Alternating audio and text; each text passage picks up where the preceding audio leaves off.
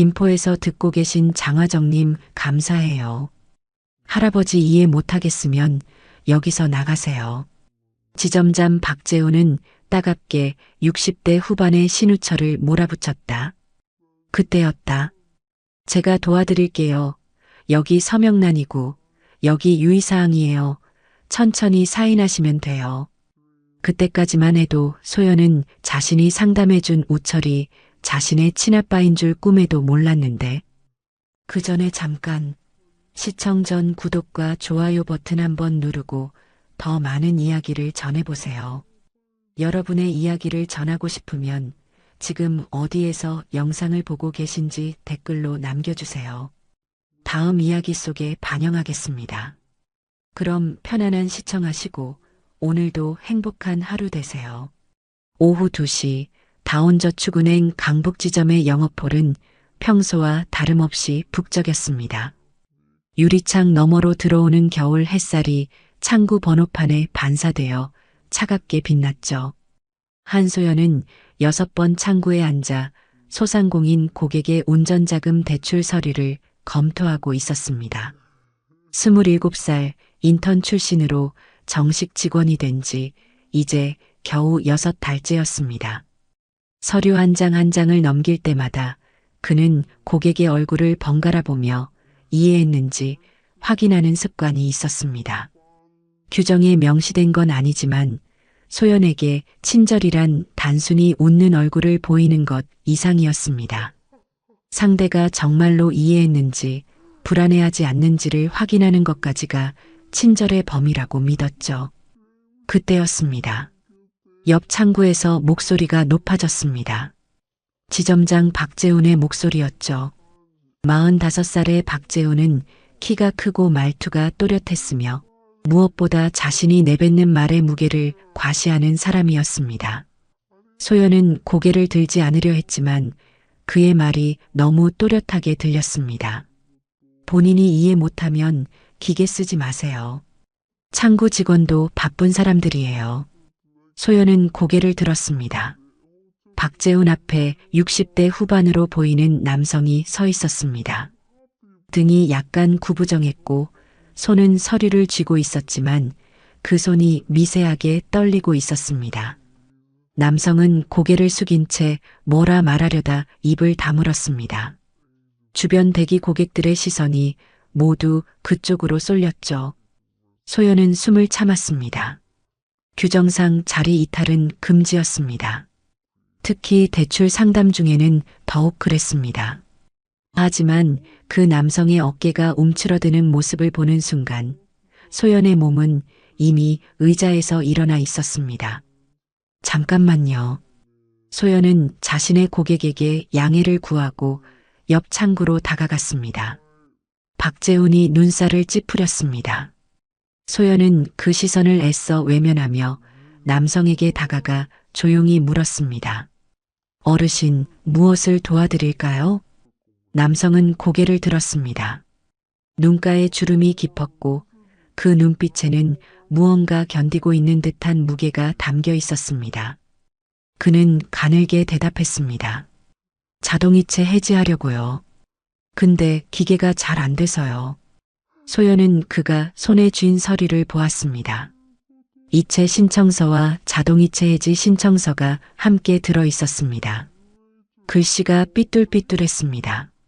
손떨림 때문에 제대로 작성하지 못한 흔적이 역력했죠. 소연은 천천히 말했습니다. 괜찮아요. 제가 도와드릴게요. 소연은 남성을 안내하여 옆 데스크로 자리를 옮겼습니다. 그리고 신청서 양식을 하나씩 펼쳐놓으며 설명하기 시작했습니다. 서명란이 어디인지, 어떤 항목을 체크해야 하는지, 유해 문구는 무엇을 의미하는지 손가락으로 짚어가며 차근차근 설명했습니다. 남성은 고개를 끄덕이며 따라왔고 소연은 그가 이해할 때까지 멈추지 않았습니다. 서류를 작성하는 동안 남성의 손은 여전히 떨렸지만 그의 얼굴에는 조금씩 안도가 번졌습니다. 그때 뒤에서 박재훈의 목소리가 들렸습니다. 한소연 씨. 소연은 몸을 돌렸습니다. 박재우는 팔짱을 낀 채 서 있었고 그의 얼굴에는 짜증이 역력했습니다. 영업홀의 다른 고객들도 이쪽을 바라보고 있었습니다. 박재우는 차갑게 말했습니다. 지금 뭐 하는 겁니까? 인턴 출신 주제에 권한 넘는 친절은 사고납니다.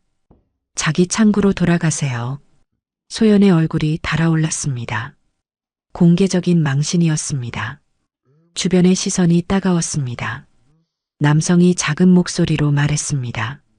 제가 부탁드렸습니다. 박재우는 남성을 흘끗 보더니 코웃음을 쳤습니다. 소연은 입술을 깨물었습니다. 하고 싶은 말이 목구멍까지 올라왔지만 꾹 눌러 삼켰습니다. 대신 작은 메모지를 꺼내 내선 번호를 적어 남성에게 건넸습니다. 후속 상담이 필요하시면 연락 주세요. 남성은 메모지를 받아들고 소연을 한참 바라보았습니다. 그의 눈빛에는 미안함과 감사가 뒤섞여 있었습니다. 소연은 고개를 끄덕이며 자리로 돌아갔습니다. 돌아오는 길에 옆 창구의 윤서진과 눈이 마주쳤습니다. 29살의 서진은 계약 측에서 정규직 전환 대기 중인 직원이었습니다. 그는 소연을 보며 묘한 미소를 지었습니다. 동정도 아니고 조롱도 아닌 그 중간 어딘가의 표정이었죠. 소연이 자리에 앉자 대출 상담 중이던 고객이 불편한 표정으로 물었습니다. 괜히 우리 건도 지연되는 거 아니죠? 소연은 고개를 저으며 웃으려 애썼지만 얼굴 근육이 굳어 있었습니다. 귓가가 뜨거웠고 가슴 속에서 무언가가 조여왔습니다. 억울함이었을까요? 아니면 수치심이었을까요? 아니, 둘 다였습니다. 소연은 서류를 다시 펼치며 상담을 이어갔지만 집중이 되지 않았습니다. 주변에서 속삭이는 소리가 들렸습니다. 인턴 출신이라더니 역시 라인이 없어서 그런가. 친절도 좋지만 규정은 지켜야지. 소연은 눈을 감았습니다. 심호흡을 했습니다. 그리고 다시 눈을 떴습니다. 상담을 마치고 고객을 보낸 뒤 소연은 창구 정리를 하며 생각에 잠겼습니다. 자신이 잘못한 걸까요? 규정을 어긴 건 맞았습니다.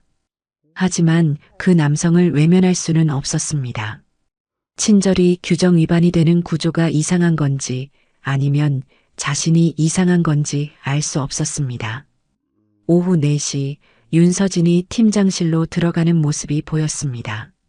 그는 커피 2잔을 들고 있었고 팀장실 문이 닫혔습니다. 얼마 뒤 박재훈의 방에서도 불이 켜졌습니다. 소연은 고개를 저었습니다. 서진이 무슨 말을 하는지 대충 짐작이 갔습니다. 뒷담화였겠죠. 소연의 행동을 꼬투리 잡아 자신의 입지를 다지려는 시도였을 겁니다. 소연은 한숨을 쉬었습니다. 조직이란 원래 이런 곳인가 싶었습니다. 폐점 시간이 다가왔습니다. 소연은 마지막 고객을 배웅하고 창구를 정리하고 있었습니다. 그때 경비원 오명수가 다가왔습니다. 61살의 오명수는 온화한 인상의 남성으로 직원들보다 고객들을 더 잘 챙기는 사람이었습니다. 그는 소연에게 낮은 목소리로 말했습니다. 아까 그 어르신 보증해지를 물어보던데 창구가 바뀌라더군요. 소연은 손을 멈췄습니다. 보증해지요? 오명수가 고개를 끄덕였습니다. 네. 근데 담당자가 안 계신다고 하더니 외부인 출입문 쪽으로 안내되던데요. 소연은 미간을 찌푸렸습니다. 보증해지는 중요한 민원이었습니다. 특히 고령층에게는 더욱 신중해야 할 사안이었죠. 그런데 왜 창구를 바꿨을까요? 그리고 외부인 출입문 쪽이라니? 소연은 오명수에게 고맙다는 인사를 하고 그 말을 마음속에 새겨두었습니다. 퇴근길 소연은 은행을 나서며 뒤를 돌아보았습니다. 유리창 너머로 어두워진 영업홀이 보였습니다. 오늘 하루가 유난히 길게 느껴졌습니다. 집으로 가는 지하철 안에서 소연은 핸드폰을 꺼내 메모 앱을 열었습니다. 그리고 적었습니다. 보증해지 고령 고객 창구 변경 외부인? 뭔가 석연치 않았습니다. 하지만 아직은 확신할 수 없었습니다. 그저 마음 한구석에 걸렸을 뿐이었죠. 소연은 핸드폰을 주머니에 넣고 창밖을 바라보았습니다. 겨울밤의 서울은 차갑고 어두웠습니다. 마감 작업은 언제나 조용했습니다. 영업홀의 불이 하나둘 꺼지고 창구 직원들은 각자의 자리에서 서류를 정리했습니다. 소연은 오늘 상담했던 운전자금 대출 서류를 검토하고 있었습니다. 대출 신청서, 사업자 등록증 사본, 소득 증빙 서류들이 차례로 넘어갔죠. 그러다 보증일란에 시선이 멈췄습니다. 이름 석자가 눈에 들어왔습니다. 신우철. 생년월일 1957년 11월 22일. 소연의 손이 멈췄습니다. 심장이 한 박자 건너뛰는 느낌이었습니다. 그 이름을 본 건 얼마 만이었을까요? 어머니 한미선이 보관하고 있던 출생신고 초본에서 본 이후 처음이었습니다. 이름도 같고 생년월일도 정확히 일치했습니다. 우연일까요? 소연은 서류를 다시 들여다보았습니다. 주소는 경기도 어딘가였고 연락처는 오래된 형식의 번호였습니다. 보증인 서명란에는 삐뚤삐뚤한 글씨로 이름이 적혀 있었습니다. 오늘 오후 자신이 도왔던 그 남성의 글씨체와 비슷했습니다. 소연은 숨을 깊이 들이마셨습니다. 진정하려 애썼지만 가슴속에서 무언가가 요동쳤습니다. 20년 전 사라진 아버지. 어머니는 가출이라 했지만 소연은 늘 의문이었습니다. 가출이라기엔 너무 깨끗하게 사라졌고 어떤 흔적도 남기지 않았습니다. 전화번호도 바뀌었고 주소도 알 수 없었습니다. 어머니는 그 이름을 입에 올리는 것조차 거부했습니다. 그래서 소연도 묻지 않았습니다. 묻지 않는 게 서로에게 나은 일이라 생각했죠. 하지만 지금 눈앞에 그 이름이 있었습니다. 보증일란에 대출 서류에 공식 문서에 적혀 있었습니다. 소연은 손을 떨며 서류를 덮었습니다. 내부 조회 시스템을 켤까 하는 생각이 스쳤지만 곧 멈췄습니다. 규정 위반이었습니다. 개인정보 무단 조회는 징계 사유였죠. 더군다나 오늘 이미 한 번 규정을 어긴 상태였습니다. 또다시 문제를 일으킬 수는 없었습니다. 소연은 서류를 정리하고 가방을 챙겼습니다. 퇴근 시간이 지났지만 발걸음이 떨어지지 않았습니다. 복도를 걷는데 윤서진이 스쳐 지나갔습니다. 서진은 소연을 보며 가볍게 말했습니다. 가정사까지 일에 끌어들여? 그래서 문제가 생기는 거야. 소연은 멈춰섰습니다. 서진은 이미 멀어지고 있었습니다. 무슨 소리인지 알 수 없었지만 왠지 모를 불안이 엄습했습니다. 혹시 자신이 그 서류를 오래 들여다본 걸 누가 봤을까요? 아니면 다른 이유가 있을까요? 소연은 고개를 저으며 걸음을 재촉했습니다. 집에 도착한 건 밤 10시가 넘어서였습니다. 소연은 신발을 벗으며 거실을 둘러보았습니다. 어머니는 아직 퇴근하지 않았습니다. 간호조무사로 일하는 어머니는 종종 야근을 했습니다. 소연은 핸드폰을 꺼내 어머니에게 전화를 걸었습니다. 신호음이 길게 울렸고 한참 만에 어머니가 받았습니다. 왜? 무슨 일이야? 어머니의 목소리는 피곤해 보였습니다. 소연은 입을 열었다 닫았습니다. 뭐라고 말해야 할지 몰랐습니다. 그냥 이름을 봤다고 말하면 될까요? 아니면 확인해 보고 싶다고 해야 할까요? 소연은 결국 조심스럽게 물었습니다. 엄마, 그 사람 이름 신우철 맞죠? 전화기 너머로 침묵이 흘렀습니다. 길고 무거운 침묵이었습니다. 어머니의 숨소리가 거칠어졌습니다. 그리고 낮고 단호한 목소리가 들렸습니다. 그 이름 다시는 묻지 마. 하지만 엄마, 다시는 묻지 말라니까. 어머니가 전화를 끊었습니다. 소연은 핸드폰을 손에 쥔 채 멍하니 서 있었습니다. 어머니의 목소리에는 분노보다 두려움이 섞여 있었습니다. 무엇이 어머니를 그토록 두렵게 만드는 걸까요? 소연은 소파에 주저앉았습니다. 머릿속이 복잡했습니다. 오늘 만난 그 남성이 정말 아버지일까요? 만약 그렇다면 왜 은행에 나타난 걸까요? 보증인으로 서류에 이름을 올린 이유는 무엇일까요? 소연은 핸드폰을 내려놓고 창밖을 바라보았습니다. 겨울밤 하늘에는 별이 보이지 않았습니다. 도시의 불빛이 너무 밝아서 별은 사라졌죠. 소연은 오늘 오후의 장면을 떠올렸습니다. 손 떨리는 남성, 구부정한 어깨, 미안하다는 눈빛. 그 남성의 얼굴을 제대로 보지 못했습니다. 박재훈의 질책이 두려워 고개를 들지 못했죠. 하지만 지금 생각해보니 그 목소리가 낯설지만은 않았습니다.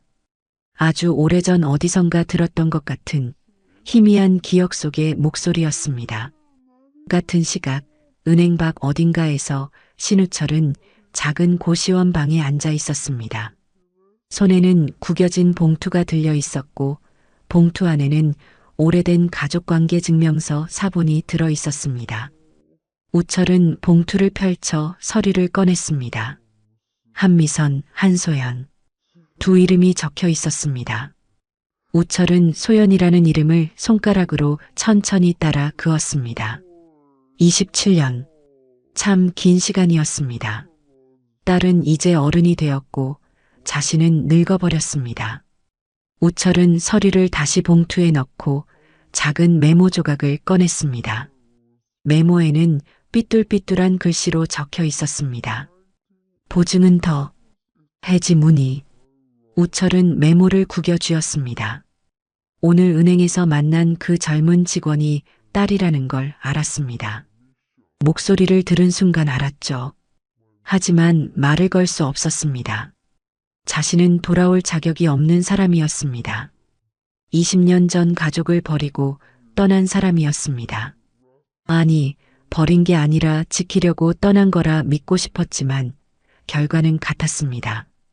가족은 무너졌고 자신은 사라졌습니다. 우철은 창밖을 바라보았습니다. 멀리 은행 건물의 불빛이 보였습니다. 딸이 일하는 곳. 그곳에서 딸은 자신을 도와주려 했고 그 때문에 망신을 당했습니다. 우철은 가슴이 아팠습니다. 자신 때문에 또 누군가 상처받는 모습을 봐야 했습니다. 20년 전에도 그랬고 오늘도 그랬습니다. 우철은 메모를 다시 펼쳤습니다. 보증해지. 그게 가능할까요? 20년 전 사체에 걸려 모든 걸 잃었던 그때처럼 지금도 또다시 보증의 늪에 빠져 있었습니다. 이번엔 불법 사채가 아니라 합법적인 금융상품이라 불렸지만 본질은 같았습니다. 빚의 굴레였죠. 다음 날 아침 소연은 출근길 지하철에서 고객 대기석을 떠올렸습니다. 어제 그 남성을 옹호하던 노부부가 있었습니다. 70대쯤 되어 보이는 단골 고객들이었죠. 그들은 소연이 질책당하는 모습을 보며 안타까워했습니다. 소연은 문득 그들이 혹시 민원을 넣었을까 궁금했습니다. 칭찬 민원이라도 있다면 어제 일이 조금은 덜 억울할 것 같았습니다. 은행에 도착해 사내 게시판을 확인했지만 아무것도 없었습니다. 소연은 고개를 갸웃했습니다. 보통 칭찬 민원은 바로 게시되는데 오늘은 없었습니다.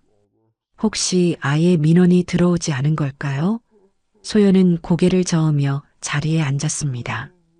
기대하지 말자고 스스로에게 타일렀습니다. 점심시간 소연은 휴게실에서 동료 직원들의 대화를 엿들었습니다. 윤서진이 다른 직원들에게 말하고 있었습니다. 우린 금융사야. 서비스업 아냐. 지점장님 말씀이 맞아. 친절도 좋지만 라인은 지켜야지. 다른 직원들이 고개를 끄덕였습니다.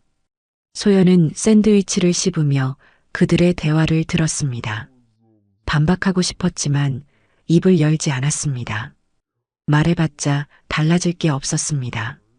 오히려 더 고립될 뿐이었죠. 소연은 샌드위치를 다 먹지 못하고 자리에서 일어났습니다. 식욕이 사라졌습니다. 오후 3시 경비원 오명수가 소연에게 다가왔습니다. 그는 주변을 살피며 낮은 목소리로 말했습니다.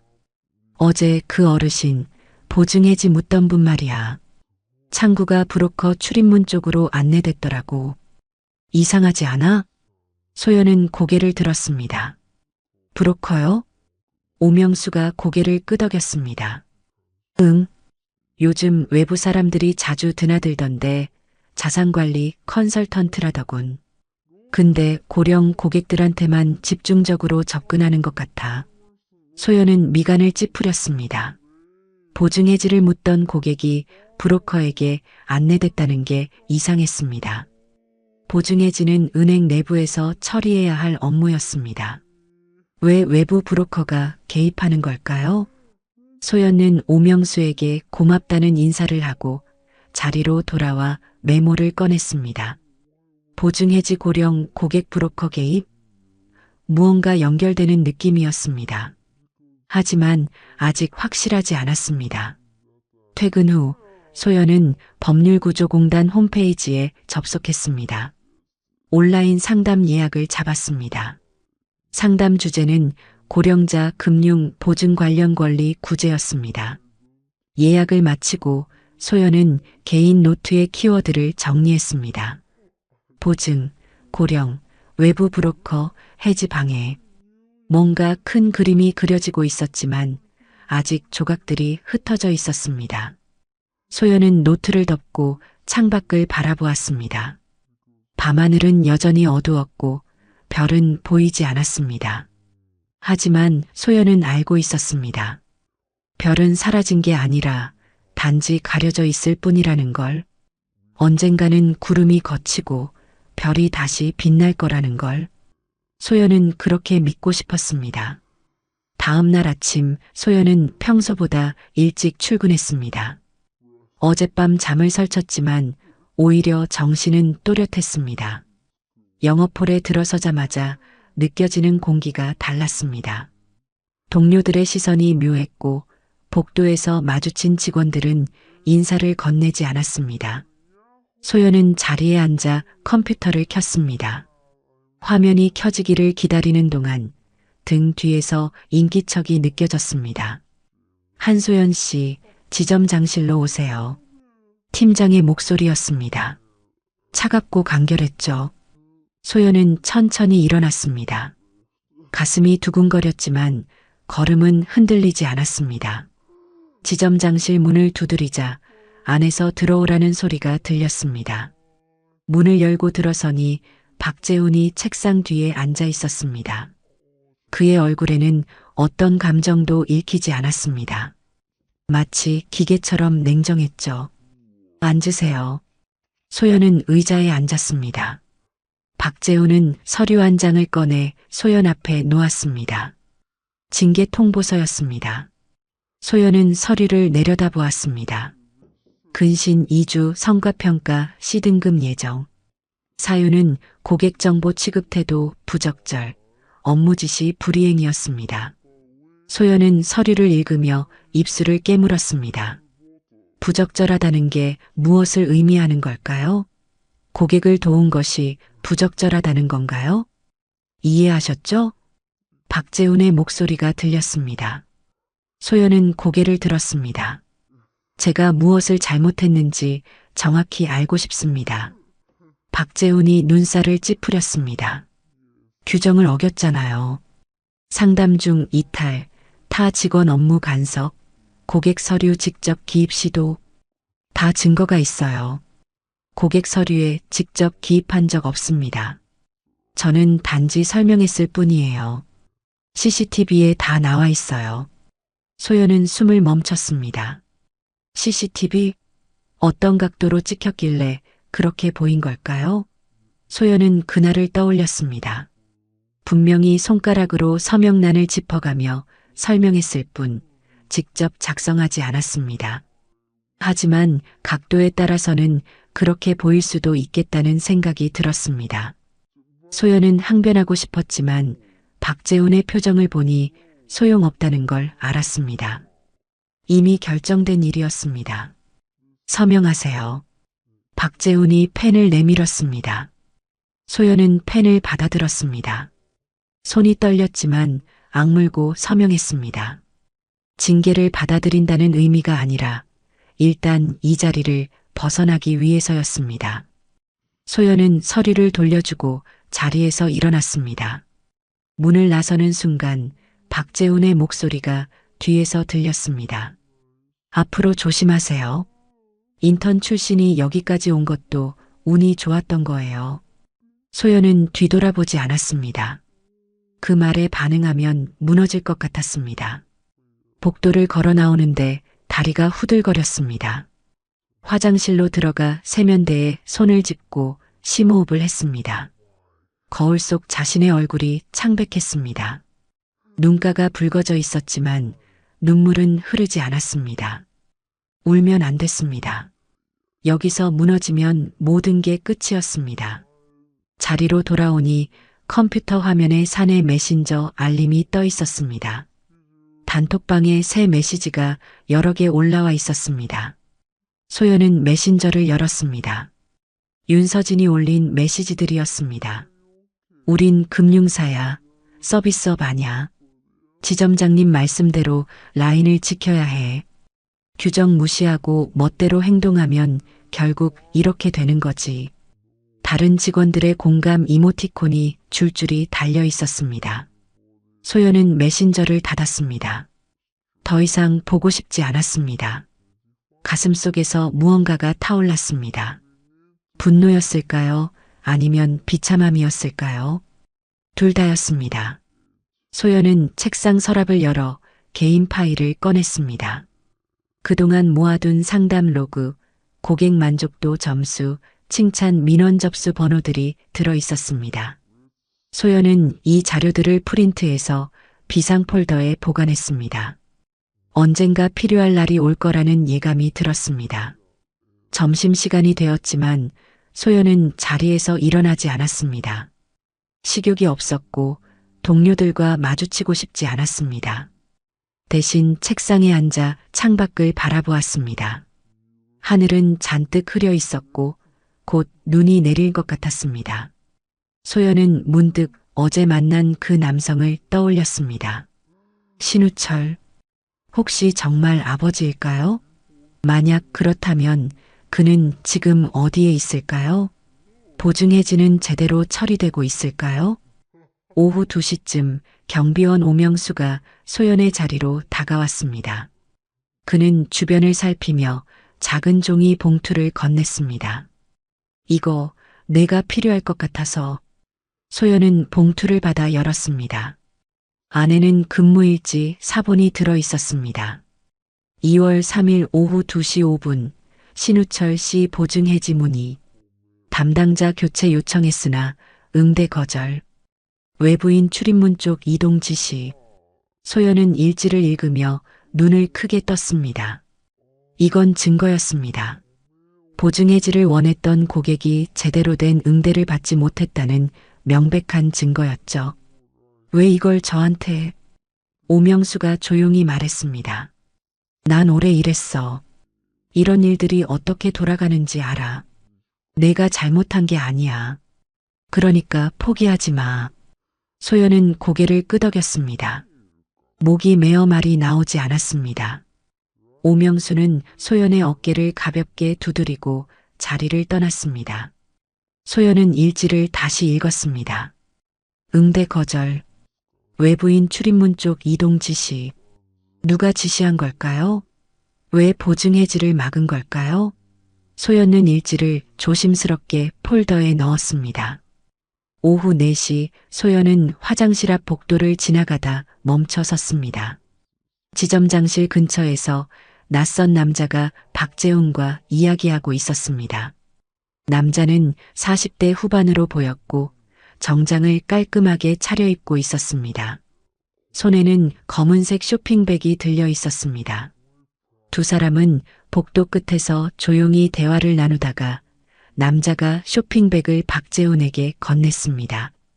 박재훈은 주변을 둘러보더니 쇼핑백을 재빨리 사무실 안으로 들고 들어갔습니다. 소연은 그 장면을 멀찍이 지켜봤습니다. 남자의 명찰이 눈에 들어왔습니다. 문기태 자산관리 컨설턴트 외부인이었습니다. 소연은 그 이름을 기억했습니다. 쇼핑백을 주고받는 모습이 석연치 않았습니다. 합법적인 거래라면 왜 복도 끝에서 몰래 하는 걸까요?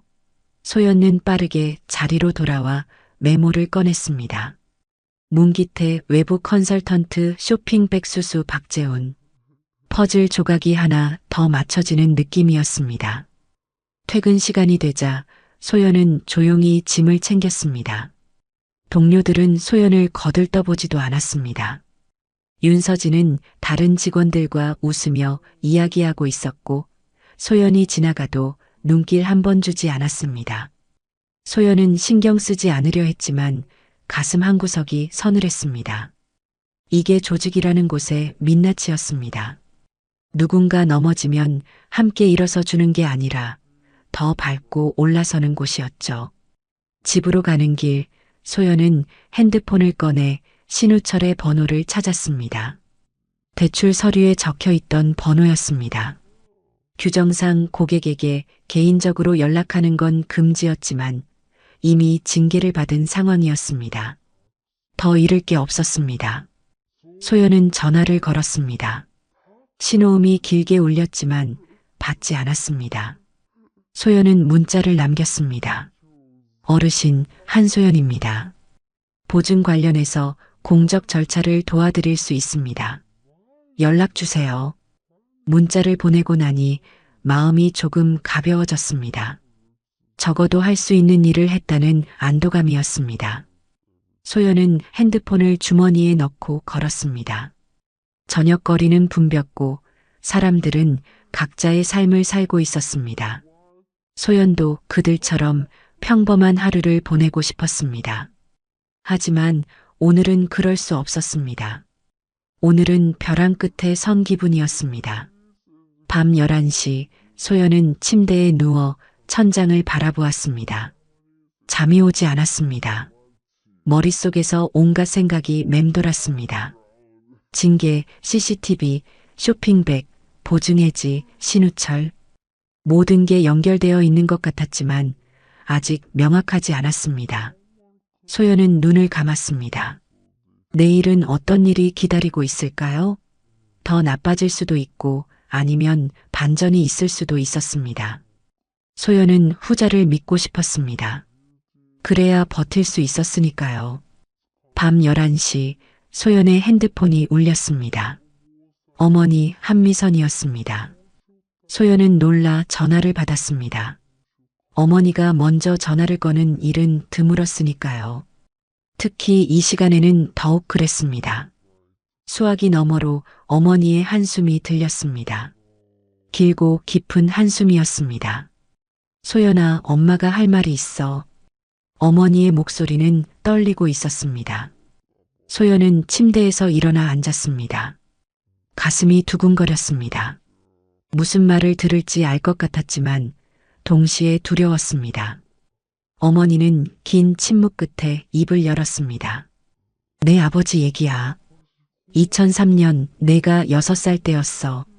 그 사람은 토목 하청업체에서 현장 반장으로 일했지. 성실했어. 정말 성실한 사람이었어. 근데 어머니의 목소리가 잠시 끊겼습니다. 소연은 숨을 죽이고 기다렸습니다.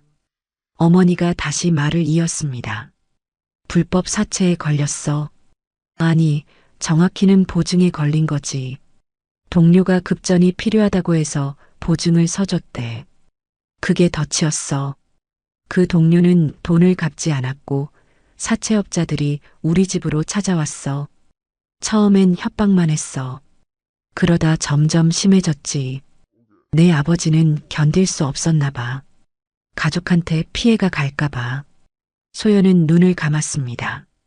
어린 시절의 기억이 희미하게 떠올랐습니다.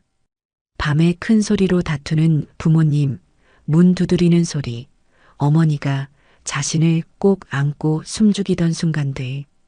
당시에는 이해하지 못했지만 이제는 알 것 같았습니다. 그게 무엇을 의미했는지. 그래서 떠난 거예요? 가출이 아니라. 어머니가 짧게 웃었습니다. 슬픈 웃음이었습니다. 가출이라고 말하는 게 차라리 나았어. 너한테 진실을 말하면 내가 그 사람을 찾으려 할까봐 무서웠어. 사채업자들이 너까지 노릴까봐 두려웠고, 그래서 아빠는 나쁜 사람이라고 우릴 버리고 떠난 거라고 말했어. 너한테 미안해. 소연은 가슴이 터질 것 같았습니다. 20년 동안 아버지를 원망했습니다. 왜 자신들을 버렸는지, 왜 연락조차 하지 않았는지 이해할 수 없었습니다. 그런데 진실은 정반대였습니다. 아버지는 도망친 게 아니라 가족을 지키려 떠난 것이었습니다. 소연은 목이 메어 말이 나오지 않았습니다. 그 사람은 개명도 안 했어. 본명 그대로 살았지. 추적당할 위험이 있는데도 자기 이름을 버리지 않았어. 아마 언젠가 돌아올 수 있을 거라 믿었나 봐. 근데 시간이 너무 오래 지났고 엄마도 그 사람이 어디서 어떻게 사는지 몰랐어. 그냥 살아만 있기를 바랐지. 소연은 어머니에게 물었습니다. 그런데 왜 지금 은행에 나타난 거죠? 보증인으로? 어머니가 한숨을 쉬었습니다. 최근에 그 사람한테 또 접근한 사람들이 있나 봐. 외부 브로커라던가 고령자들 대상으로 보증 연장 상품을 강매하는 사람들. 그 사람이 거기 걸린 것 같아. 20년 전처럼 또 같은 함정에 빠진 거야. 소연은 이를 악물었습니다. 문기태, 외부 컨설턴트, 쇼핑백을 주고받던 그 남자. 모든 게 연결되었습니다. 박재웅과 문기태는 고령층을 타깃으로 보증 상품을 팔고 있었고 해지를 원하는 고객들을 막고 있었습니다. 아버지는 그 피해자 중 한 명이었던 거죠. 엄마, 제가 도와드릴게요. 아버지를요. 어머니가 조용히 말했습니다. 소연아, 내가 은행 직원이잖아. 괜히 문제 생기면 어떡해. 이미 징계받았어요. 더 잃을 건 없어요. 그리고 이건 제가 해야 할 일이에요. 전화를 끊고 소연은 한참 동안 멍하니 앉아 있었습니다. 분노가 치밀어 올랐지만 동시에 묘한 안도감도 느껴졌습니다. 아버지는 비겁한 사람이 아니었습니다. 오히려 가족을 지키려 스스로를 희생한 사람이었습니다. 소연은 그동안 품었던 원망이 녹아내리는 걸 느꼈습니다. 대신 책임감이 그 자리를 채웠습니다. 이제 자신이 아버지를 지킬 차례였습니다. 다음 날 오전 소연은 외부 CCTV 유지보수 엔지니어 이수혁에게 연락했습니다. 이수혁은 38살로 은행의 보안 시스템을 관리하는 외주 업체 직원이었습니다. 소연은 그에게 조심스럽게 물었습니다. 이 선생님, CCTV 영상이 삭제된 후에도 복구할 방법이 있나요? 이수혁이 잠시 생각하더니 대답했습니다. 테스트 녹화 파일이 남아있을 수 있어요. 시스템 점검할 때 임시로 저장하는 파일들이 있거든요. 서버에 잔존 데이터로 남아있는 경우가 많습니다. 소연은 가슴이 뛰었습니다. 그걸 확인할 수 있을까요? 이수혁이 난처한 표정을 지었습니다. 합법적인 경로로 해야 합니다. 무단으로 접근하면 저도 문제가 되거든요. 본사 컴플라이언스 쪽에 공식 요청을 하세요. 그럼 제가 협조할 수 있어요. 소연은 고개를 끄덕였습니다. 합법적인 경로. 그게 중요했습니다. 감정에 휩싸여 무리하게 행동하면 오히려 역효과만 날 뿐이었습니다. 소연은 이수혁에게 고맙다는 인사를 하고 전화를 끊었습니다. 점심시간 소연은 컴퓨터 앞에 앉아 소비자보호 총괄 부서에 메일을 작성했습니다. 제목은 고령자 보증해지 안내 미이행 의심이었습니다. 본문에는 지금까지 파악한 내용을 조목조목 적었습니다. 고객이 보증해지를 문의했으나 제대로 된 응대를 받지 못했다는 것, 외부 브로커가 개입했다는 정황, 경비원의 근무일지에 기록된 내용까지 모든 내용을 객관적으로 감정을 배제하고 작성했습니다. 메일을 보내기 전 소연은 한 번 더 검토했습니다. 빠진 내용은 없는지, 과장된 표현은 없는지 확인했습니다. 그리고 전송 버튼을 눌렀습니다. 메일을 보내고 나니 어깨가 무거워졌습니다. 이제 돌이킬 수 없었습니다. 본사에 공식적으로 문제를 제기한 것이었습니다. 박재훈이 이 사실을 알면 어떻게 될까요? 더 큰 보복이 있을까요? 소연은 불안했지만 동시에 확신도 있었습니다. 자신이 옳은 일을 하고 있다는 확신이었습니다. 그날 오후 윤서진이 박재훈의 방으로 들어가는 모습이 보였습니다. 손에는 커피 2잔이 들려 있었습니다. 서진은 박재훈에게 무언가를 말하고 있었고 박재훈은 고개를 끄덕이며 듣고 있었습니다. 소연은 그 모습을 멀찍이 지켜보았습니다. 서진이 자신에 대한 이야기를 하고 있다는 걸 직감적으로 알았습니다. 아마 본사에 메일을 보냈다는 소문을 전하고 있을 거였습니다. 서진은 그런 정보를 캐내는데 능숙한 사람이었으니까요. 박재훈의 방에서 나온 서진은 만족스러운 표정을 짓고 있었습니다. 소연과 눈이 마주치자 서진은 의미심장한 미소를 지었습니다. 소연은 시선을 돌렸습니다. 상대하고 싶지 않았습니다. 대신 자신의 일에 집중했습니다. 오후 내내 고객 상담을 이어갔고 최대한 성실하게 업무를 처리했습니다. 징계를 받았어도 자신의 일은 제대로 해야 했습니다. 퇴근 무렵 소연의 핸드폰에 문자가 왔습니다. 신우철이었습니다. 미안하다. 내일 오전 10시 지점 앞. 단 한 줄의 문자였지만 소연은 가슴이 벅차올랐습니다. 아버지가 응답한 것이었습니다. 20년 만에 다시 만나게 되는 것이었습니다. 소연은 문자를 몇 번이고 다시 읽었습니다. 미안하다는 말이 가슴을 찔렀습니다. 미안해할 필요 없는데 소연은 그렇게 생각했습니다. 오히려 미안한 건 자신이었습니다. 그동안 원망만 했으니까요. 밤 소연은 잠들지 못하고 뒤척였습니다. 내일 아버지를 만나면 무슨 말을 해야 할까요? 어떤 얼굴로 마주해야 할까요? 소연은 천장을 바라보며 생각했습니다. 감정을 쏟아내기보다는 실질적인 도움을 주고 싶었습니다. 아버지가 보증의 늪에서 벗어날 수 있도록 법적인 절차를 안내하고 싶었습니다. 그게 지금 자신이 할 수 있는 최선이었습니다. 소연은 눈을 감았습니다. 내일은 긴 하루가 될 것 같았습니다. 다음 날 아침 소연은 평소보다 일찍 은행에 도착했습니다. 오전 10시에 아버지를 만나기 전에 해야 할 일이 있었습니다. 사무실은 아직 한산했고 몇몇 직원들만 자리에 앉아 있었습니다. 소연은 컴퓨터를 켜고 메일함을 확인했습니다. 본사 소비자보호 총괄에서 회신이 와 있었습니다. 접수 완료, 내부 검토 중이라는 짧은 답변이었습니다. 소연은 안도의 한숨을 쉬었습니다. 적어도 묵살되지는 않았다는 뜻이었습니다. 오전 9시쯤 이수혁에게서 전화가 왔습니다. 그의 목소리는 조심스러웠지만 흥분이 섞여 있었습니다. 한씨 찾았어요. 테스트 클립이요. 소연은 숨을 멈췄습니다. 정말요?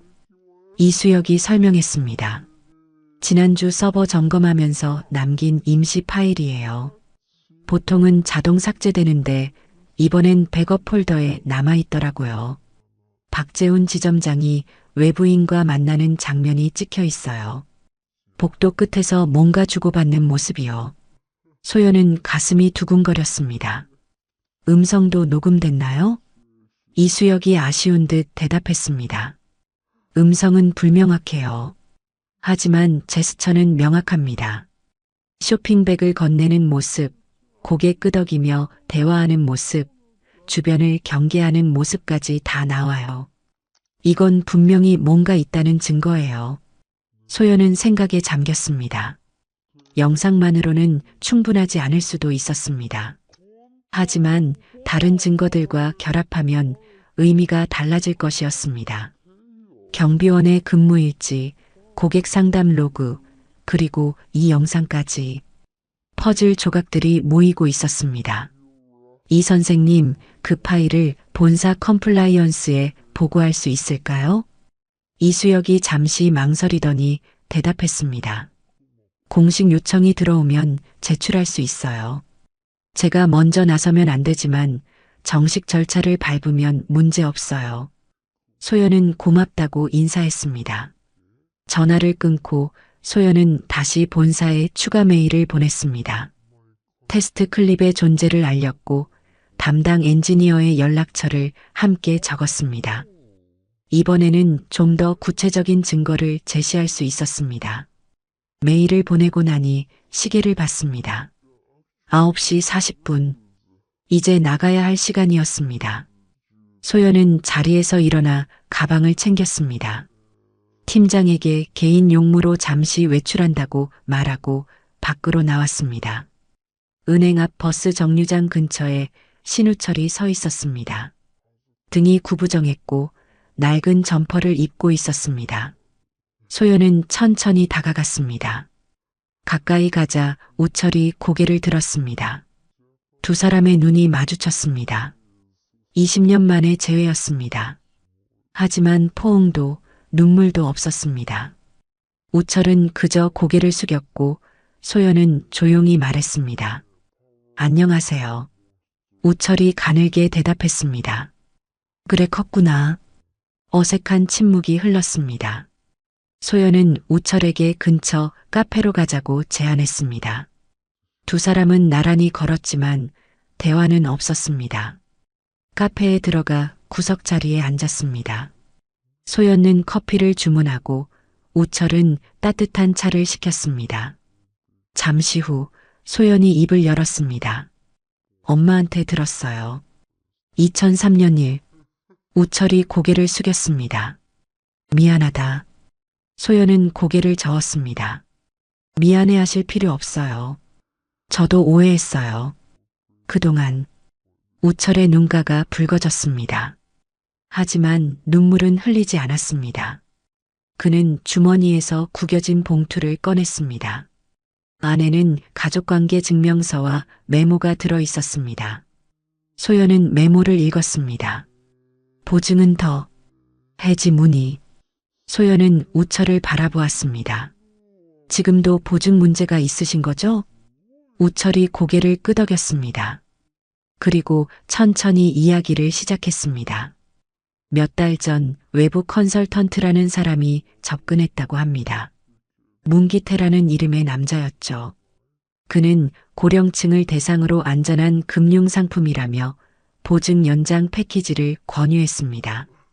처음에는 거절했지만 계속된 설득에 결국 서류에 사인했다고 합니다.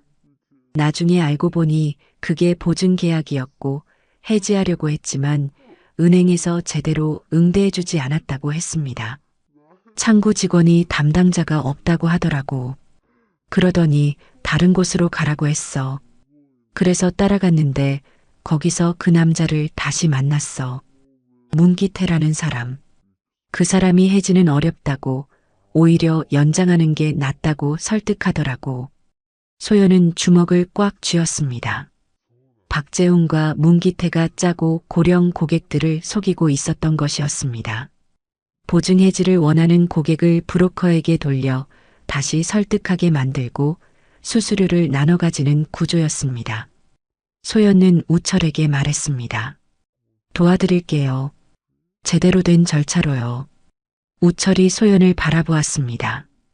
그의 눈에는 희망과 불안이 뒤섞여 있었습니다.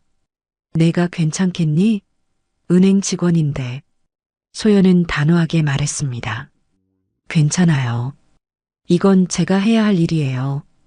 그때 소연의 핸드폰이 울렸습니다. 경비원 오명수였습니다. 소연은 전화를 받았습니다. 소연 씨, 큰일 났어. 본사에서 사람들이 왔어. 감사팀인 것 같아. 소연은 깜짝 놀랐습니다. 생각보다 빨랐습니다. 본사가 움직인 것이었습니다.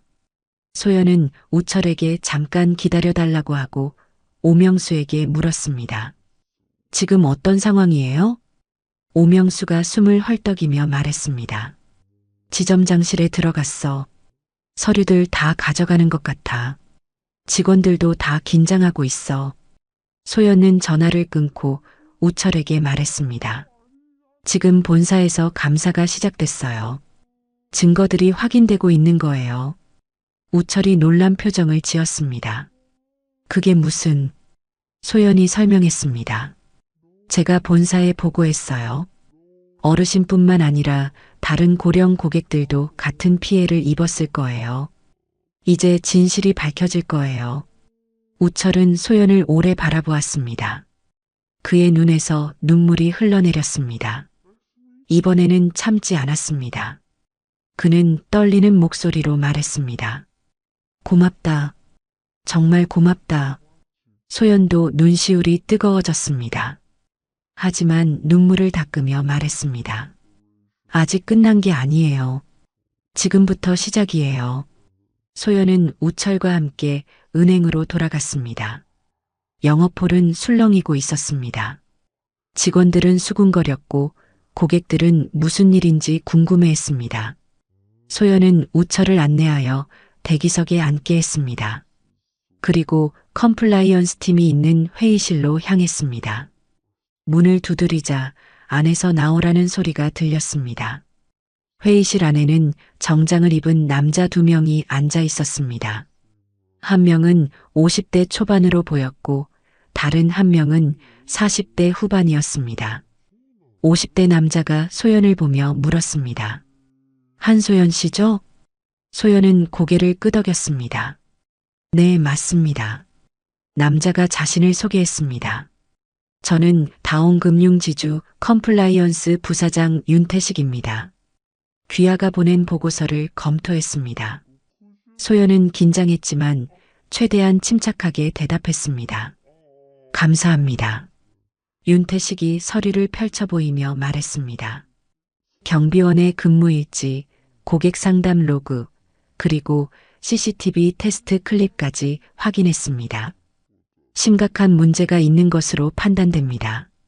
지점장 박재훈과 외부 브로커 문기태 사이에 부적절한 거래가 있었던 정황이 명확합니다. 소연은 가슴이 벅차올랐습니다. 믿어준 것이었습니다. 증거를 인정해준 것이었습니다. 윤태식이 계속 말했습니다. 지금부터 초동 감사를 시작합니다. 박재훈 지점장은 직무 정지되었고 외부 브로커의 출입도 전면 금지했습니다. 피해 고객 점검 TF를 즉시 파견하겠습니다. 소연은 고개를 끄덕였습니다. 윤태식이 소연을 바라보며 말했습니다. 한소연 씨의 근신 징계는 철회됩니다. 오히려 귀하는 내부 문제를 발견하고 정식 절차로 보고한 모범 직원입니다. 소연은 눈물이 날 것 같았습니다. 하지만 참았습니다. 아직 할 일이 남아 있었습니다. 소연은 윤태식에게 말했습니다. 피해 고객 중 한 분이 밖에 계십니다. 신우철 씨입니다. 도와주실 수 있을까요? 윤태식이 고개를 끄덕였습니다. 물론입니다. 모든 피해 고객을 지원하겠습니다. 소연은 회의실을 나와 우철에게 다가갔습니다. 우철은 불안한 표정으로 앉아 있었습니다. 소연은 그에게 손을 내밀며 말했습니다. 이제 괜찮아요. 같이 가요. 우철은 소연의 손을 잡고 일어섰습니다. 두 사람은 회의실로 들어갔습니다. 그리고 오랜 시간 동안 상담이 이어졌습니다. 보증계약의 세부 내용, 해지 절차, 피해 보상 방법까지 모든 것이 차근차근 진행되었습니다. 소연은 우철 옆에 앉아 함께 서류를 검토했습니다. 아버지와 딸이 20년 만에 같은 책상에 앉아 같은 목표를 향해 나아가고 있었습니다. 오후 2시 본사 감사팀이 전 직원을 대회의실로 소집했습니다. 영업홀은 임시 휴점 상태였고 고객들은 양해를 구하고 돌려보냈습니다. 직원들은 긴장한 표정으로 회의실에 모여들었습니다. 윤서진은 소연 옆자리를 피해 구석에 앉았고 다른 직원들도 서로 눈치를 보며 자리를 잡았습니다. 회의실 앞에는 윤태식 부사장과 감사팀원 3명이 서 있었습니다. 박재훈은 맨 앞줄에 앉아 있었습니다. 그의 얼굴은 창백했고 이마에는 식은땀이 맺혀 있었습니다. 평소의 자신감은 온데간데 없었죠. 윤태식이 노트북을 열고 프로젝터를 켰습니다. 화면에 숫자들이 가득한 표가 나타났습니다. 지난 6개월간의 지점 실적 보고서였습니다. 여러분, 오늘 이 자리는 정기 감사가 아닙니다. 윤태식의 목소리는 차갑고 단호했습니다. 내부 제보를 통해 심각한 문제가 발견되었습니다.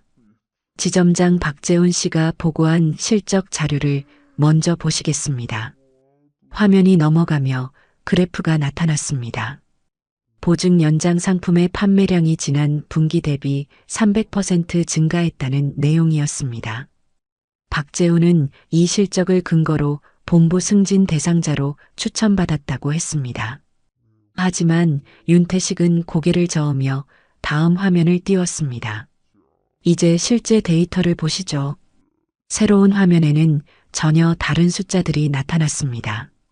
고객 만족도가 지난 분기 대비 40% 하락했고 민원 건수는 2배로 증가했습니다.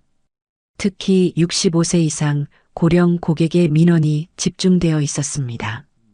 보증해지 문의가 늘어났지만 처리 완료된 건수는 거의 없었습니다. 직원들이 웅성거리기 시작했습니다. 윤태식이 말을 이었습니다. 더 심각한 건 이겁니다. 화면에 CCTV 영상이 재생되었습니다. 복도 끝에서 박재훈이 문기태와 만나는 장면이었습니다. 두 사람은 주변을 살피며 대화를 나누었고 문기태가 검은색 쇼핑백을 건넸습니다. 박재훈은 재빨리 그걸 받아 사무실로 들어갔습니다. 영상은 짧았지만 의미는 명확했습니다. 회의실이 숨죽인 듯 조용해졌습니다. 윤태식이 박재훈을 바라보며 물었습니다. 설명하시겠습니까? 박재훈은 입술을 달싹였지만 말이 나오지 않았습니다. 그는 변명을 늘어놓으려 했지만 윤태식이 손을 들어 막았습니다. 변명은 필요 없습니다. 우리는 이미 모든 걸 확인했습니다. 윤태식은 다음 자료를 보여주었습니다. 경비원 오명수의 근무일지였습니다. 화면에 빨간색으로 표시된 부분이 있었습니다. 2월 3일 14시 5분 신우철 씨 보증해지 문의 담당자 교체 요청했으나 응대 거절, 외부인 출입문 쪽 이동 지시. 윤태식이 그 부분을 가리키며 말했습니다. 보증해지를 원하는 고객을 왜 브로커에게 돌렸습니까? 은행 직원이 해야 할 업무를 외부인에게 넘긴 이유가 뭡니까? 박재훈은 대답하지 못했습니다. 얼굴이 점점 붉어졌고 손이 떨리기 시작했습니다. 윤태식은 계속해서 증거를 제시했습니다. 한소연의 상담 로그가 화면에 나타났습니다. 소연의 고객 만족도는 96%였고 민원은 단 한 건도 없었습니다. 오히려 칭찬 민원이 여러 건 접수되어 있었습니다. 하지만 그 민원들은 지점 게시판에 올라가지 않았습니다. 누군가 의도적으로 가린 것이었습니다. 한소연 직원은 규정을 지키면서도 고객을 최우선으로 생각했습니다. 반면 박재훈 지점장, 당신은 실적을 위해 고객을 희생시켰습니다. 윤태식의 말이 회의실에 울려 퍼졌습니다. 직원들은 소연을 힐끗힐끗 쳐다보았습니다. 그동안 소연을 비난했던 사람들은 고개를 숙였고 윤서진은 얼굴이 새하얗게 질렸습니다. 윤태식이 마지막 자료를 보여주었습니다. 문기태와 박재훈 사이의 금전거래 내역이었습니다. 문기태는 보증상품 한 건당 수수료를 받았고 그 일부를 박재훈에게 전달했습니다. 지난 6개월간 총액이 2천만 원이 넘었습니다. 이건 명백한 배임이고 불법입니다. 윤태식의 선언과 함께 박재훈의 얼굴이 무너졌습니다. 그는 의자에 주저앉으며 고개를 떨구었습니다. 변명조차 할 수 없는 상황이었습니다. 증거가 너무나 명확했으니까요. 윤태식이 직원들을 향해 말했습니다. 박재훈 지점장은 즉시 해임됩니다. 외부 브로커 문기태는 금융감독원과 검찰에 수사 의뢰할 것입니다. 피해를 입은 모든 고객에게는 전액 원상 복구와 사과 공시를 진행하겠습니다. 회의실이 다시 웅성거렸습니다. 박재훈은 자리에서 일어나려 했지만 다리에 힘이 없었는지 비틀거렸습니다. 감사팀원이 그를 부축해 밖으로 데리고 나갔습니다. 그의 뒷모습은 초라했고 권위는 온데간데 없었습니다. 평소 은행은 자선단체가 아니다라고 말하던 사람의 마지막 모습이었습니다. 박재훈이 나간 후 윤태식은 윤서진을 불렀습니다. 서진은 떨리는 다리로 앞으로 나왔습니다. 윤태식이 차갑게 말했습니다. 윤서진 씨, 당신은 문제를 알면서도 묵인했습니다. 오히려 내부 고발자를 비난하고 지점장에게 정보를 제공했습니다. 서진은 변명하려 했습니다. 저도 이상하다고 느꼈어요. 하지만 윤태식이 손을 들어 막았습니다. 묵인도 책임입니다. 정규직 전환 심사는 보류됩니다. 직무 재교육 후 다른 지점으로 전배 조치하겠습니다. 서진의 얼굴이 창백해졌습니다. 그토록 원하던 정규직 전환이 물거품이 된 것이었습니다. 서진은 소연을 바라보았습니다. 그 눈빛에는 원망도 있었지만 동시에 후회도 섞여 있었습니다. 소연은 서진을 마주 보았지만 아무 말도 하지 않았습니다. 할 말이 없었습니다. 회의가 끝나고 직원들이 하나둘 자리를 떠났습니다. 소연은 자리에 앉아 창밖을 바라보았습니다. 하늘은 여전히 흐렸지만 조금씩 개고 있었습니다. 구름 사이로 햇빛이 비쳤습니다. 윤태식이 소연에게 다가왔습니다. 한소연 씨 수고했습니다. 소연은 고개를 들었습니다. 감사합니다. 윤태식이 말했습니다. 감정이 아니라 기록이 당신을 구했습니다. 당신은 절차를 지켰고 증거를 모았습니다. 그게 옳은 방법이었습니다. 소연은 고개를 끄덕였습니다. 윤태식이 계속 말했습니다. 본사 소비자보호실에서 고령금융 TF를 신설합니다. 당신을 그곳으로 발령하려 합니다. 받아들이시겠습니까? 소연은 잠시 생각했습니다. 강북지점을 떠나는 것이었습니다. 그동안 일했던 곳, 힘들었지만 배웠던 곳을 떠나는 것이었죠. 하지만 동시에 새로운 시작이기도 했습니다. 더 많은 사람을 도울 수 있는 기회였습니다. 소연은 대답했습니다.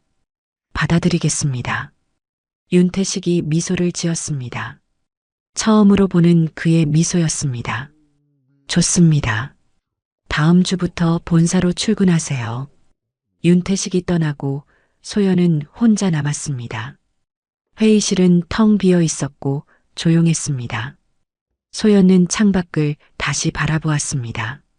구름이 거의 다 걷혔고 하늘이 푸르게 보였습니다. 소연은 가방을 챙기고 자리에서 일어났습니다. 밖으로 나가니 우철이 대기실에 앉아 있었습니다. 소연은 그에게 다가가 말했습니다. 다 끝났어요. 이제 괜찮아요. 우철이 고개를 들었습니다. 그의 눈에는 안도가 가득했습니다.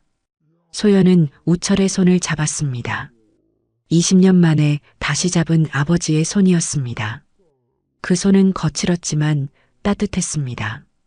두 사람은 아무 말 없이 그렇게 서 있었습니다. 말이 필요 없었습니다. 서로의 존재만으로도 충분했으니까요. 본사 민원실은 강북지점과는 분위기가 달랐습니다. 차분하고 조용했으며 벽에는 고객권리 안내문이 정갈하게 붙어 있었습니다. 소연은 신우철을 안내하여 상담실로 들어갔습니다. 작은 책상 하나를 사이에 두고 두 사람이 마주 앉았습니다. 공식적인 민원 상담이었지만 동시에 20년 만의 대화이기도 했습니다.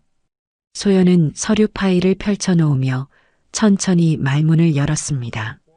먼저 보증 연장 계약서를 검토해야 합니다. 가지고 계신 서류 보여주시겠어요? 우철은 낡은 봉투에서 구겨진 서류들을 꺼냈습니다. 손이 떨렸지만 이번에는 다른 의미의 떨림이었습니다. 두려움보다는 긴장이었고 절망보다는 기대였습니다. 소연은 서류를 하나씩 펼쳐보며 내용을 확인했습니다. 보증 연장 계약서, 금융상품 설명서, 약관 동의서까지 모든 서류에 신우철의 서명이 삐뚤삐뚤하게 적혀 있었습니다. 소연은 서류를 읽으며 미간을 찌푸렸습니다. 계약 내용이 고령자가 이해하기에는 너무 복잡했습니다. 전문 용어들이 가득했고 중요한 위험고지는 작은 글씨로 구석에 박혀 있었습니다. 이건 명백한 불완전 판매였습니다. 소연은 우철을 바라보며 물었습니다. 계약하실 때 이 내용을 충분히 설명 들으셨나요? 우철이 고개를 저었습니다. 그 사람이 안전한 상품이라고만 했어. 보증이 있으면 나중에 큰 도움이 된다고. 자세한 건 몰랐어. 소연은 고개를 끄덕이며 메모를 적었습니다. 그리고 노트북을 열어 법률구조공단 상담원과 화상 연결을 시작했습니다. 화면에 40대 중반의 여성 상담원이 나타났습니다. 소연은 상황을 간략히 설명하고 상담원은 서류를 검토한 후 조언을 주었습니다. 이 경우 금융소비자보호법 제19조에 따라 청약 철회가 가능합니다. 불완전 판매에 해당하므로 손해배상 청구도 가능하고요. 필요한 서류는 청약 철회 신청서, 계약서 사본, 그리고 불완전 판매 소명 자료입니다. 소연은 상담원의 말을 받아 적으며 우철에게 설명했습니다. 하나하나 천천히 이해하기 쉽게 풀어서 설명했습니다. 우철은 고개를 끄덕이며 들었고 때때로 질문을 했습니다. 소연은 질문에 성실하게 답했습니다. 딸로서가 아니라 금융 전문가로서 답하려 애썼습니다. 감정을 앞세우면 오히려 일을 그르칠 수 있다는 걸 알았으니까요. 상담이 1시간쯤 진행되었을 때 상담실 문이 조용히 열렸습니다. 어머니 한미선이 들어왔습니다. 미선은 간호조무사 유니폼을 입고 있었고 얼굴에는 피곤함이 역력했습니다. 아마 근무를 마치고 바로 온 모양이었습니다. 미선은 문 앞에서 잠시 망설이다가 천천히 안으로 들어왔습니다. 우철은 미선을 보고 몸을 굳혔습니다. 두 사람은 한동안 말없이 서로를 바라보았습니다. 소연이 먼저 입을 열었습니다. 엄마 앉으세요. 미선은 조용히 소연 옆에 앉았습니다. 세 사람이 같은 책상에 둘러앉았습니다. 가족이 함께 앉은 건 20년 만이었습니다. 소연은 어머니에게도 서류를 보여주며 지금까지의 상황을 설명했습니다. 미선은 서류를 보며 눈살을 찌푸렸고 우철을 향해 한숨을 쉬었습니다. 또 보증에 걸렸어요? 20년 전에도 그랬잖아요. 우철은 고개를 숙였습니다. 미안하다는 말조차 입 밖으로 내지 못했습니다. 미선은 한참 동안 우철을 바라보다가 결국 입을 열었습니다. 그때 왜 말 안 했어요? 혼자 짊어지고 떠나면 해결된다고 생각했어요? 우철이 가늘게 대답했습니다. 미안해. 당신들한테 피해주고 싶지 않았어. 미선이 쓴웃음을 지었습니다. 피해는 이미 받았어요. 당신 없이 20년을 살았잖아요. 소연이도 나도. 소연은 두 사람의 대화를 듣고 있었습니다. 개입하고 싶지 않았습니다. 이건 부모님이 풀어야 할 이야기였으니까요. 우철은 손을 떨며 말했습니다. 돌아와도 될 얼굴이 아니라고 생각했어. 빚쟁이로 살다가 사라진 사람이 무슨 자격으로 돌아와. 미선이 고개를 저었습니다. 자격은 당신이 정하는 게 아니에요. 우리가 정하는 거지. 우철이 고개를 들었습니다. 미선은 우철을 똑바로 바라보며 말했습니다. 20년 동안 원망했어요. 왜 혼자 결정했냐고, 왜 우리 의견은 안 물어봤냐고. 근데 지금 생각해보니 당신도 어쩔 수 없었겠구나 싶어요. 무서웠겠죠. 가족이 다칠까봐. 우철의 눈에서 눈물이 흘러내렸습니다. 그는 더 이상 참지 않았습니다. 20년 동안 억눌렀던 감정이 터져나왔습니다. 미선도 눈시울이 붉어졌지만 눈물은 흘리지 않았습니다. 대신 조용히 말했습니다. 이제 혼자 짊어지지 마세요. 우리가 같이 해결해요. 소연은 부모님의 모습을 보며 가슴이 뜨거워졌습니다. 화해라는 게 거창한 포옹이나 눈물의 고백이 아니라는 걸 깨달았습니다. 그저 같은 자리에 앉아 같은 서류를 보고 같은 문제를 풀어가는 것. 그게 진짜 화해였습니다. 소연은 청약 철회 신청서를 꺼내 책상 위에 놓았습니다. 이제 서명하시면 됩니다. 우철은 신청서를 내려다보았습니다. 신청인 이름 옆에 서명란이 있었습니다. 우철은 펜을 들었습니다. 손이 떨렸지만 이번에는 두려움 때문이 아니었습니다. 결단 때문이었습니다. 20년 동안 도망쳤던 사람이 이제 다시 맞서기로 결심한 순간이었습니다. 우철은 천천히 자신의 이름을 적었습니다. 신우철. 세 글자가 또박또박 적혔습니다. 서명을 마치고 우철은 펜을 내려놓았습니다. 그리고 소연을 바라보며 말했습니다. 고맙다. 아빠가 아무것도 해준 게 없는데 내가 날 도와줬구나. 소연은 고개를 저었습니다. 아니에요. 전 그냥 제 일을 한 거예요. 우철이 쓸쓸하게 웃었습니다. 넌 정말 컸구나. 어른이 됐어. 소연도 웃었습니다. 이번에는 진심에서 우러나온 웃음이었습니다. 세 사람은 한동안 그렇게 앉아 있었습니다. 말이 필요 없었습니다. 그저 함께 있다는 것만으로도 충분했습니다. 서류를 정리하고 상담이 끝났습니다. 세 사람은 민원실을 나와 복도를 걸었습니다. 밖으로 나가는 길에 윤서진과 마주쳤습니다. 서진은 소연을 보자 걸음을 멈췄습니다. 그리고 조심스럽게 다가와 말했습니다. 소연아, 미안해. 나도 살려고 그랬어. 소연은 서진을 바라보았습니다. 서진의 얼굴에는 후회가 가득했습니다.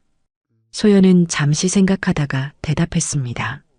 살려고가 아니라 같이 살게 하는 게 일이에요. 서진 씨. 서진은 고개를 끄덕였습니다. 무슨 말을 더 해야 할지 몰랐던 모양입니다. 그저 미안하다는 말만 되풀이하다가 돌아섰습니다. 소연은 서진의 뒷모습을 보며 생각했습니다. 용서는 쉽지 않지만 이해는 할 수 있었습니다. 서진도 조직 안에서 살아남으려 발버둥 쳤을 뿐이었습니다. 다만 방법이 잘못되었을 뿐이었죠. 본사 건물을 나와 세 사람은 근처 국밥집으로 갔습니다. 작고 소박한 식당이었지만 따뜻했습니다. 자리에 앉아 국밥을 주문하고 음식이 나올 때까지 기다렸습니다. 우철은 창밖을 바라보며 말했습니다. 20년 만에 가족이랑 밥을 먹네. 미선이 대답했습니다. 앞으로는 자주 먹어요. 격주로요. 우철이 놀라 미선을 바라보았습니다. 정말? 미선이 고개를 끄덕였습니다. 천천히요. 서두르지 말고. 소연은 부모님을 번갈아 보며 미소 지었습니다. 화해가 완성된 건 아니었습니다. 아직 풀어야 할 이야기들이 많았고 시간이 필요했습니다. 하지만 시작은 했습니다. 그걸로 충분했습니다. 국밥이 나왔고 세 사람은 묵묵히 밥을 먹었습니다. 거창한 대화는 없었습니다. 그저 밥을 먹고 국물을 마시고 가끔 눈을 마주치며 웃었습니다. 평범한 식사였지만 그 평범함이 오히려 특별했습니다.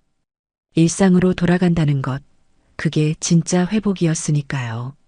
식사를 마치고 밖으로 나왔을 때 해가 지고 있었습니다.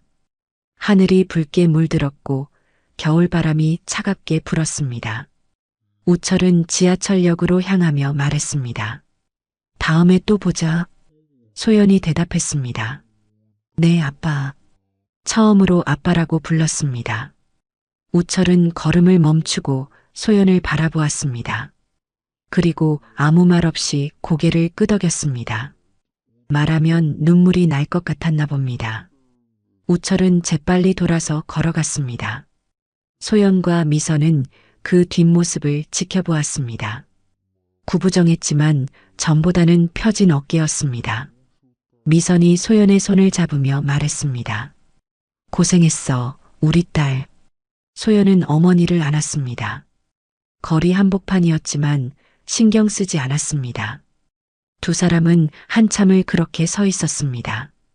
지나가는 사람들이 흘끗흘끗 쳐다보았지만 개의치 않았습니다. 20년 동안 짊어졌던 무게가 조금씩 내려가는 느낌이었습니다.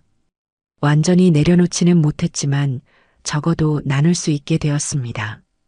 그것만으로도 세상이 조금 가벼워졌습니다. 본사 감사 결과는 예상보다 훨씬 심각했습니다.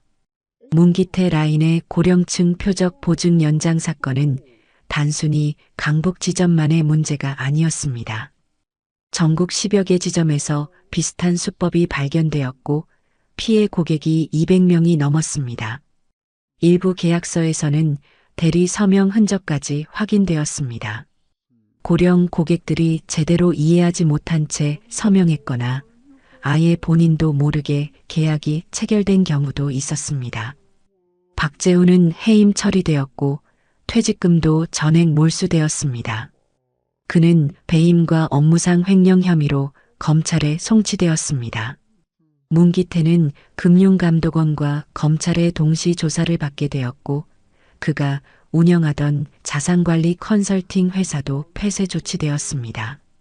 두 사람이 나눠 가진 금액은 총 5천만 원이 넘었습니다. 그 돈은 모두 피해 고객들에게 배상하는 재원으로 사용되었습니다. 본사는 즉각 재발 방지 대책을 마련했습니다. 먼저 전 지점의 시니어 보호 전담 창구를 신설했습니다. 65세 이상 고객이 보증 관련 상품을 계약할 때는 반드시 전담 창구를 거치도록 했고 계약 전 표준 영상을 시청하게 했습니다. 영상에는 보증의 위험성, 해지 절차, 금융 소비자 권리 등이 쉬운 말로 설명되어 있었습니다. 영상 시청 여부는 시스템에 자동으로 기록되었고 시청하지 않으면 계약 자체가 진행되지 않았습니다. 보증해지 절차도 대폭 간소화되었습니다. 기존에는 지점을 직접 방문해야 했고 여러 서류를 제출해야 했습니다. 하지만 이제는 온라인이나 전화로도 신청할 수 있게 되었습니다. 원클릭 해지 시스템이 도입되어 고객이 앱에서 버튼 하나만 누르면 해지 신청이 완료되었습니다.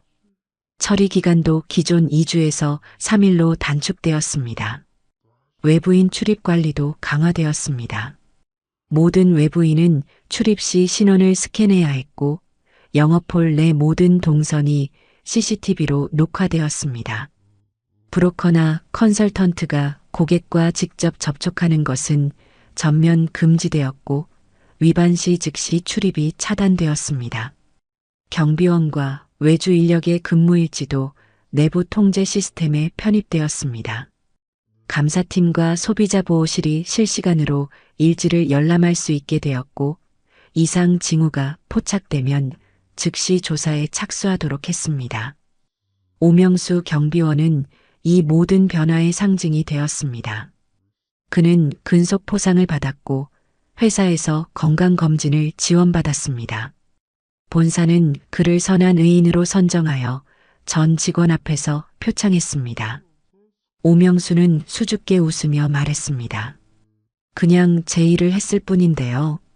하지만 그의 일이 없었다면 진실은 묻혔을 것이었습니다. 사소해 보이는 기록 하나가 수백 명을 구한 것이었습니다. 소연은 본사 소비자보호실 고령금융 TF로 정식 발령받았습니다. 첫 출근 날 소연은 새 사무실을 둘러보았습니다. 책상 위에는 환영 카드가 놓여 있었고 동료들이 하나씩 인사를 건넸습니다. 소연은 긴장했지만 동시에 설렜습니다. 여기서 더 많은 사람을 도울 수 있을 것 같았습니다. TF의 첫 업무는 신입 직원 교육 프로그램 개발이었습니다. 소연은 강의 자료를 준비하며 제목을 정했습니다. 친절은 리스크가 아니라 리스크를 줄인다. 첫 강의 날 소연은 강의실에 들어섰습니다. 20여 명의 신입 직원들이 앉아 있었고 모두 긴장한 표정이었습니다. 소연은 화면에 자료를 띄우며 말문을 열었습니다. 안녕하세요. 저는 소비자보호실 한소연입니다. 오늘은 금융 현장에서 진짜 친절이 무엇인지 이야기하려고 합니다. 소연은 자신의 경험을 들려주었습니다. 강북지점에서 겪었던 일, 고령 고객을 도왔다가 징계를 받았던 일까지만 결국 진실이 밝혀진 과정까지. 신입 직원들은 숨죽이며 들었고 어떤 직원은 눈시울을 붉혔습니다. 소연은 강의를 마치며 말했습니다. 친절은 단순히 웃는 얼굴을 보이는 게 아닙니다. 고객이 진짜로 이해했는지 확인하는 것, 불이익을 당하지 않도록 보호하는 것, 그게 진짜 친절입니다. 그리고 그건 리스크가 아니라 오히려 리스크를 줄입니다. 강의가 끝나고 한 신입 직원이 소연에게 다가와 물었습니다. 만약 또 같은 상황이 온다면 선배님은 어떻게 하실 건가요? 소연은 잠시 생각하다가 대답했습니다. 똑같이 할 겁니다. 다만 이번엔 혼자가 아니라 함께 할 거예요. 여러분과 함께요. 신입 직원이 고개를 끄덕이며 미소 지었습니다. 소연도 웃었습니다. 이제 더 이상 혼자가 아니라는 게 든든했습니다. 윤서진은 직무 재교육을 받은 후 남부지점으로 전배되었습니다. 그곳에서 그는 관찰 평가를 받으며 새로 시작했습니다. 처음에는 힘들었습니다. 새로운 환경, 낯선 동료들, 그리고 과거의 실수가 늘 마음에 걸렸습니다. 하지만 시간이 지나며 서진은 조금씩 변했습니다. 고객을 대하는 태도가 달라졌고 동료들과의 관계도 개선되었습니다. 6개월 후 서진은 정규직 전환 심사를 다시 받게 되었습니다. 이번에는 통과했습니다. 서진은 소연에게 짧은 문자를 보냈습니다. 고마워. 그리고 미안해. 소연은 답장했습니다. 축하해요. 잘하실 거예요. 신우철은 지역 복지관에서 금융사기 예방 강연을 시작했습니다. 처음에는 떨렸지만 자신의 경험을 나누며 점점 자신감을 얻었습니다. 강연을 들은 어르신들은 고개를 끄덕이며 공감했고 어떤 분은 나도 비슷한 일을 겪을 뻔했다며 감사 인사를 전했습니다. 우철은 자신의 실수가 누군가에게 도움이 된다는 게 신기했습니다. 과거는 지울 수 없지만 의미를 바꿀 수는 있었습니다. 한미선과 신우철은 격주로 만나기 시작했습니다. 처음에는 어색했습니다. 무슨 말을 해야 할지 몰랐고 침묵이 길었습니다. 하지만 시간이 지나며 대화가 늘어났습니다. 과거 이야기도 나왔고 현재 이야기도 나왔습니다. 완전한 화해는 아니었지만 공존은 가능했습니다. 어느 날 우철은 미선에게 물었습니다. 이혼 서류를 낼까? 미선은 고개를 저었습니다. 아직은 아니에요. 천천히 생각해요. 두 사람은 서두르지 않기로 했습니다. 시간이 필요했으니까요. 세 사람은 한 달에 한 번씩 함께 식사했습니다. 국밥집, 칼국수집, 때로는 집에서 직접 요리해 먹기도 했습니다. 대화는 많지 않았지만 그 시간이 소중했습니다. 소연은 그 시간이 가장 평범하고 가장 특별하다고 느꼈습니다. 가족이란 거창한 게 아니라 그저 함께 밥 먹고 웃는 것일 뿐이었습니다. 몇 달 후 본사에 새로운 민원 묶음이 접수되었습니다. 이번에는 보험과 렌탈 계약을 결합한 약정 상품이었습니다. 표면적으로는 보증이 아니었지만 실질적으로는 보증 연장과 같은 효과를 냈습니다. 법망을 교묘하게 빠져나간 변종 설계였습니다. 소연은 민원을 검토하며 미간을 찌푸렸습니다. 새로운 수법이 나타난 것이었습니다. 소연이 자료를 정리하고 있을 때 사무실 문이 열렸습니다. 낯선 여성이 들어왔습니다. 35살쯤 되어 보이는 여성으로 정장을 단정하게 입고 있었습니다. 그는 소연에게 다가와 명함을 건넸습니다. 최나경, 신용회복위원회 상담사 인턴. 소연은 명함을 받아들고 나경을 바라보았습니다. 나경이 조용히 말했습니다. 이 변종 설계건 제가 도와드릴 수 있을 것 같아요. 저는 예전에 채권 추심 대행사에서 7년 일했거든요. 이런 수법들 많이 봤어요.